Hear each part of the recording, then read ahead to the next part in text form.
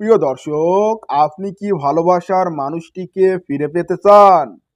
তার নামটা কাগজে লিখে একবার এই কাজটি করে দেখুন। মাত্র 2 দিনের মধ্যে আপনি নিজেই বলবেন সত্যিই কাজ করছে। আজকের ভিডিওতে আমি এমন একটি তদবির শেখাবো যেটা ইসলামিক দোয়ার মাধ্যমে করা হয়। কোনো ক্ষতি নেই, শুধুমাত্র ভালোবাসা ফিরিয়ে আনার চেষ্টা।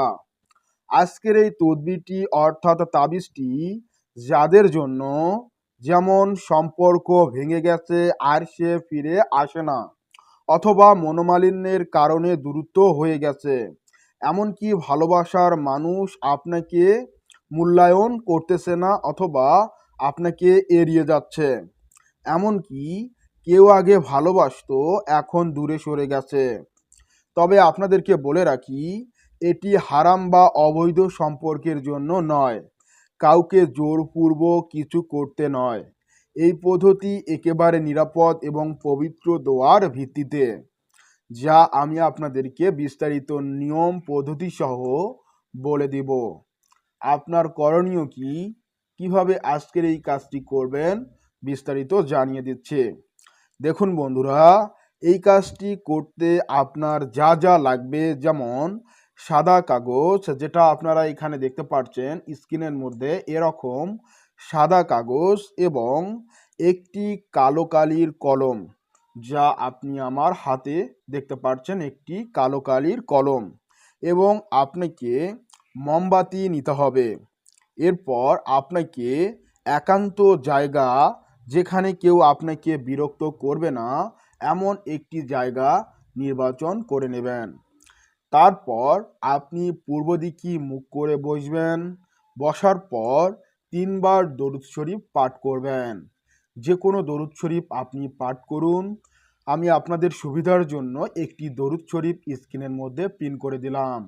অবশ্যই আপনাকে এই কাজটি করার পূর্বে পবিত্রতা বজায় রাখতে হবে এবং উজুর সহিত এই কাজের দিকে অগ্রসর হতে হবে। এখানে দেখতে পাচ্ছেন সাদা কাগজ, এরকম সাদা কাগজের উপর আপনাকে লিখতে হবে, আমি আপনাদেরকে লিখে দেখিয়ে দিচ্ছি। এইভাবে আপনারা লিখবেন, কোনো ভুল ত্রুটি করবেন না। তাবিজ লেখার নিয়ম বিস্তারিত আপনারা মনোযোগ দিয়ে দেখুন। আমি যেভাবে লিখছি ঠিক সেভাবে আপনাকে লিখতে হবে, কোনো ভুল ত্রুটি করা যাবে না।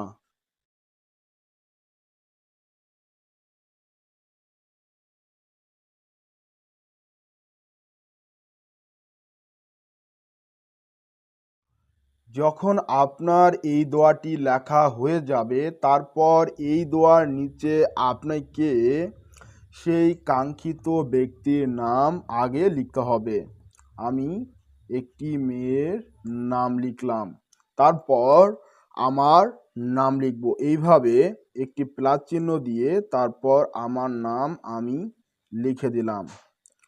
তবে এটি আমি অনুমানের উপর ভিত্তি করে এই নামগুলো লিখেছি, আপনারা কেউ এটাকে সিরিয়াসলি নেবেন না। দেখুন, আপনাকে কিন্তু এইভাবে নামটা লিখতে হবে যদি আপনি ছেলে হয়ে থাকেন, আর আপনি যদি মেয়ে হয়ে থাকেন তাহলে প্রথমে হচ্ছে ছেলের নাম লিখবেন, আর তারপর এরকম প্লাস চিহ্নটা দিয়ে তারপর হচ্ছে আপনার নামটা লিখবেন।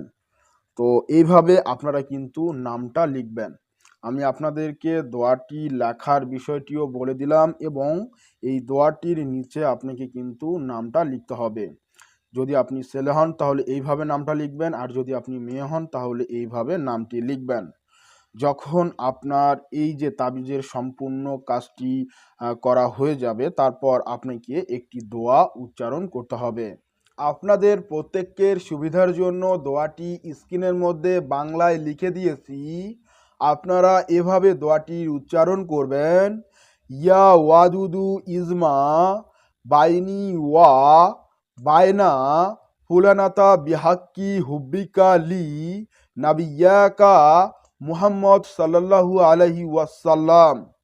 যখন দোয়াটি উচ্চারণ করবেন, ঠিক দোয়াটির মাঝখানে লক্ষ্য করুন এবং ফুলানাতা একটি শব্দ রয়েছে, এর জায়গায় প্রিয়জনের নাম আপনাকে বলতে হবে। এইভাবে আপনাকে এই দোয়াটি 7 বার পড়তে হবে। আমি আপনাদেরকে আরও ভালোভাবে বুঝিয়ে দিচ্ছি।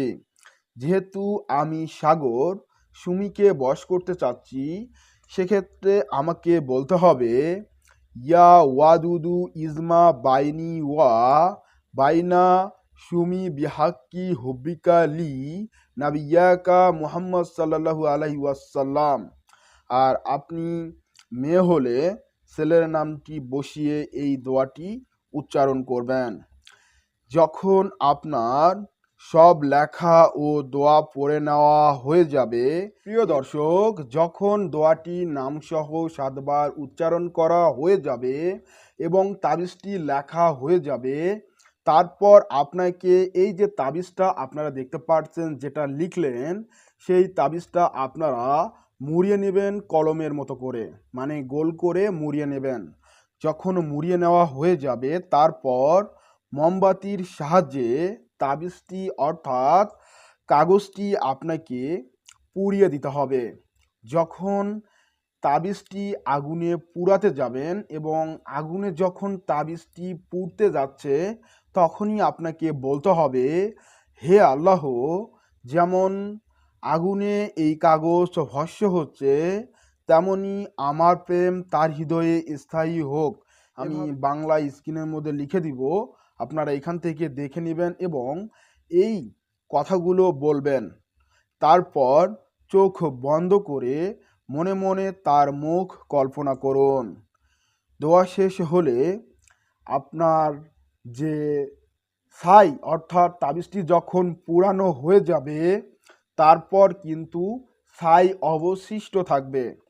সেই অবশিষ্ট ছাই আপনাকে বড় বৃক্ষ বা গাছের নিচে পুঁতে দিতে হবে অথবা ফেলে দিতে হবে, আপনার ইচ্ছা। দেখুন, এই কাজটা কখন করবেন, কোন সময়ে করলে ভালো ফলাফল পাবেন, তবে আপনাদেরকে এই বিষয়টা মাথায় রাখতে হবে, যখন এই কাজটি করতে যাবেন ঠিক রাত্রেবেলা 11টা থেকে 1টার মধ্যে করাই ভালো। কেননা এই সময়ে এই লগ্নের অবস্থান, আর এই লগ্নে এই কাজটি করলে আপনি যথার্থ ফলাফল লাভ করবেন। এবং আপনি যদি নামাজ পড়ে এই কাজটি করেন, তবে আরও দ্রুত ফলাফল লাভ করবেন। দেখুন বন্ধুরা, 2 দিনের মধ্যেই অনেকেই ভালো ফলাফল দেখতে পেয়েছেন। কেউ কেউ 1 দিনের মধ্যেই মেসেজ বা কল পান।